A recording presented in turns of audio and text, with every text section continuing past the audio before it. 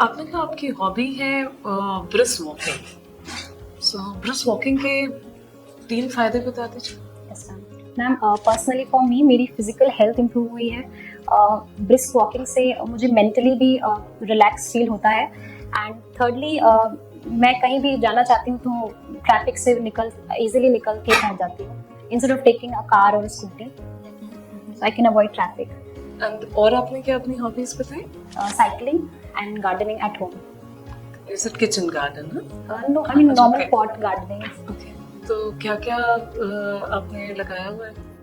And जो भी seasonal आता है, जैसे अभी सर्दियों में फूल आते हैं, मतलब फ्लावरिंग है या जो बेसिक प्लांट्स जो नर्सरीज में अवेलेबल होते हैं वो मैं अभी इस सीजन में कौन कौन से प्लांट्स लगे? मैम अभी तो रिसेंटली कोई नहीं लगाया क्योंकि अभी पढ़ाई में थी, बट जैसे सर्दी शुरू होने से पहले गेंदा लगता है और जो एक कलरफुल फ्लावर्स मार्केट में आ रहे हैं वो लगा देते हैं हम लोग। और कुछ सब्जियां जैसे मैंने शिमला मिर्च की गार्डनिंग की है, धनिया भी लगाया था, basic things. Okay. Urban India claims to be modern.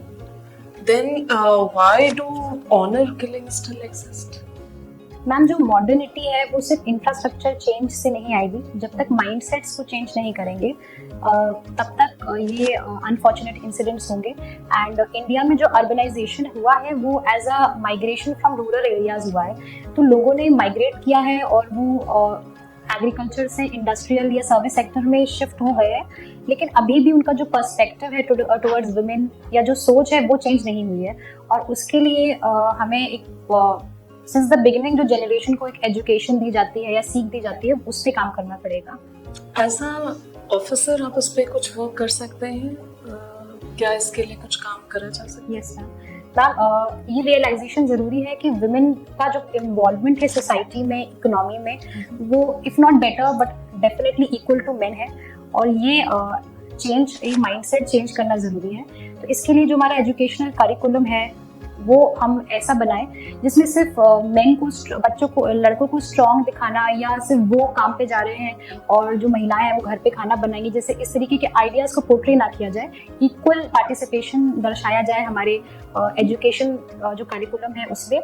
इसके साथ साथ जो वुमेन इन द फैमिली है उनके साथ बातचीत करके उनको ये रियलाइज कराना जरूरी है कि बेटियां भी अब आगे बढ़ सकती हैं। तो उसके लिए जैसे हम लोग कोई वर्कशॉप्स रखवा सकते हैं या जो सक्सेसफुल लेडीज हैं, क्रिकेटर्स हैं, उनके साथ 1-to-1 इंटरेक्शंस, जिससे वो जाने कि अगर वुमेन सक्सेसफुल होती हैं या if they are allowed to be on this planet तो वो भी बेहतर काम कर सकती हैं। और इससे जो मदर्स हैं वो ऐसे इंसिडेंसेस को रिपोर्ट करेंगी और होने नहीं देंगी।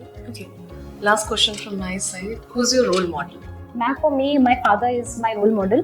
He's been also in the government job. So I've seen कि वो बहुत despite pressures and बहुत struggle के साथ उन्होंने एक रूरल एग्रीरियन बैकग्राउंड के बावजूद उन्होंने हम लोगों को एक बहुत कंफर्टेबल लाइफ दी है। एंड हमेशा ऑनेस्ट रहे हैं और हार्ड वर्किंग रहे हैं। तो मैंने उनसे ये बेसिक वैल्यूज सीखी है and he is my role model.